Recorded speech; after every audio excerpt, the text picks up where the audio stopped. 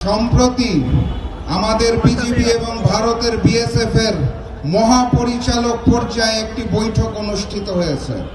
বৈঠকের পর আমাদের বিজিবি সংবাদ মাধ্যমে যে বিজ্ঞপ্তি দিয়েছে সেখানে পুশিনের কথা বলা আছে, সীমান্ত হত্যার কথা বলা আছে। আলহামদুলিল্লাহ। তারপরে লক্ষ্য করলাম বিজিবি বিএসএফ এর যে যৌথ বিবৃতি সেখানে পুশিন নামক কোনো শব্দ নাই। অতীতের বিবৃতিগুলোতে সীমান্ত হত্যা উল্লেখ থাকলেও এবারের যৌথ বিবৃতিতে হত্যা শব্দটি কেটে সীমান্তে হত্যার জায়গায় সীমান্তে মৃত্যু বলা হয়েছে।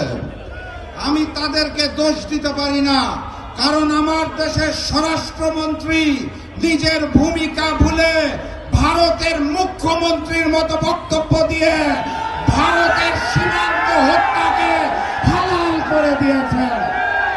সংগ্রামী সাথী এবং বন্ধুগণ, আজকের যে প্রধান অতিথি এখানে বসা, তার এলাকা খুলনায় মসজিদে ঢুকে গুলি করা হয়েছে। গাইবান্ধাতে বড় বড় মূর্তি তৈরি করা হচ্ছে, মন্দির তৈরি করা হচ্ছে, অর্থায়ন করছেন নাকি একজন এসির মিস্ত্রি। এগুলো কোনো বিচ্ছিন্ন ঘটনা নয়। সংসদে হিজাব নিয়ে কটাক্ষ করা হচ্ছে, পুশিন করা হচ্ছে, সীমান্তে হত্যা করা হচ্ছে। ভারত থেকে হাই কমিশনার প্রবেশ করে অখণ্ড ভারতের স্বপ্ন দেখছেন। বিচ্ছিন্ন ঘটনা নয়।